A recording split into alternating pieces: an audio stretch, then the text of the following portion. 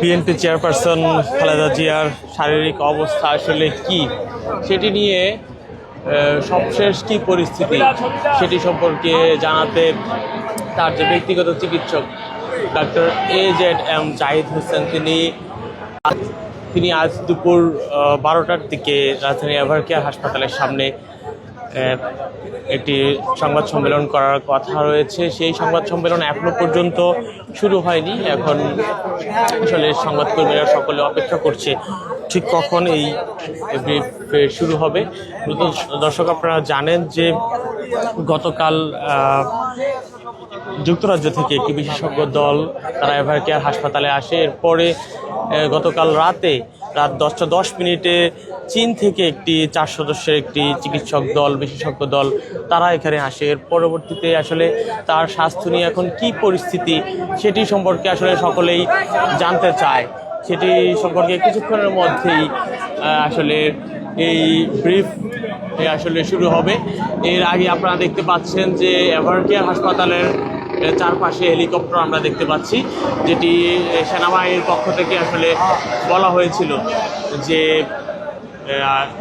আজ পরীক্ষামূলকভাবে রাজধানী এভার কেয়ার হাসপাতালের পাশে দুটি মাঠে এই হেলিকপ্টারগুলো আসলে অবতরণ করা হবে। সেটি আসলে পরীক্ষামূলকভাবে, সেটি যেন কোনো ধরনের বিভ্রান্তিকর তথ্য না ছড়ায় অথবা গুজব যেন না ছড়ায়, সেটির জন্য মূলত সরকারের পক্ষ থেকে এটি জানানো হয়েছে।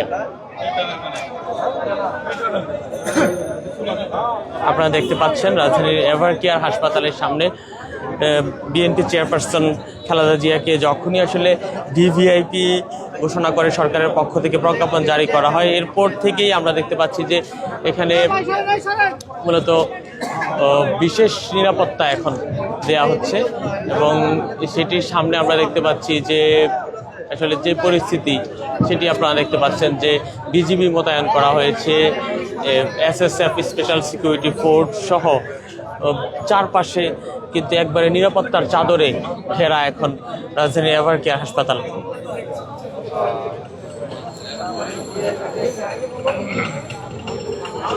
এছাড়া বেগম নিয়ে আসলে কি পরিস্থিতি হবে অথবা কোনো ধরনের অনাকাঙ্ক্ষিত ঘটনা এড়াতে এভার কেয়ারের আশেপাশে আসলে ফায়ার সার্ভিসও মোতায়েন করা হয়েছে। ফায়ার সার্ভিসের একটি গাড়িও আমরা দেখতে পাচ্ছি।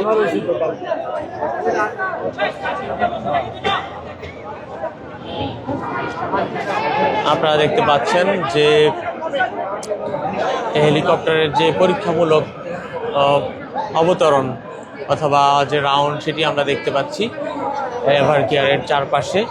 এছাড়া গণমাধ্যম কর্মীরা এখন অপেক্ষা করছেন এখানটায়। মূলত ডাক্তার AZM জাহিদ হোসেন, যিনি বিএনপি চেয়ারপারসন খালেদা জিয়ার ব্যক্তিগত চিকিৎসক এবং বিএনপি স্থায়ী কমিটির সদস্য, তিনি কিছুক্ষণের মধ্যে হয়তো আসবেন এবং তিনি জানাবেন মূলত আসলে তার শারীরিক কী পরিস্থিতি। তাকে গত যে একদিন আগে যে ব্রিফটি হয়েছিল সেখানেও যেটি বলা যাচ্ছে সেটি সম্পর্কেও তিনি আসলে জানিয়েছিলেন যে তার শারীরিক কী পরিস্থিতি। আমরা দেখতে পাচ্ছি যে আরও একটি হেলিকপ্টার আমরা দেখতে পাচ্ছি যেটি আসলে পরীক্ষামূলকভাবে এখানে অবতরণ করা হচ্ছে, যেটি আসলে গতকালই বলা হয়েছিল যে সেটি সেনাবাহিনীর পক্ষ থেকে মূলত কয়েকটি হেলিকপ্টার আমরা এখানে দেখতে পেলাম।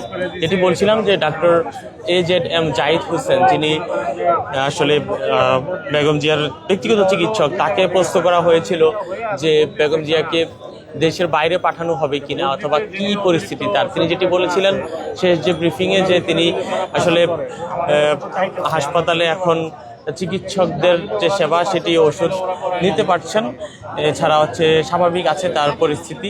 এছাড়া যদি মেডিকেল বোর্ড যদি মনে করে যে তাকে দেশের বাইরে পাঠানো যাবে তাহলে হয়তো তাকে দেশের বাইরে পাঠানো যেতে পারে।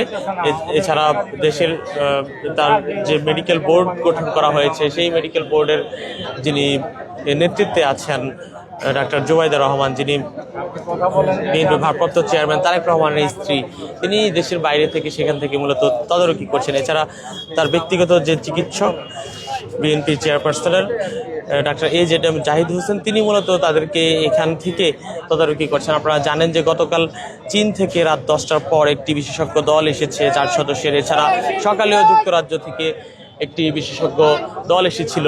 তো তাদের এই বিশেষজ্ঞ দল তারা আসলে কি পরামর্শ দিয়েছেন, তার স্বাস্থ্যের এখন কি পরিস্থিতি, সেগুলো সম্পর্কে হয়তো ব্রিফে কিছুক্ষণের মধ্যেই আপনাদেরকে জানিয়ে দেওয়া হবে যে আসলে কি পরিস্থিতি, নাকি এভার কেয়ারে রেখে আসলে তার আসলে চিকিৎসা নেওয়া হবে। তো সেই পর্যন্ত আবারও আপনাদেরকে যুক্ত করবো। সেই পর্যন্ত বাংলা নিউজ 24-এর সাথেই থাকুন। কিছুক্ষণ পর আপনাদেরকে যখন ব্রিফ হবে তখন আপনাদেরকে আবার আমরা যুক্ত করব। আমি মিনহাজ চৌধুরী ছিলাম আপনাদের সাথে এতক্ষণ। সবশেষ তথ্য পেতে বাংলা নিউজ 24-এর সাথেই থাকুন।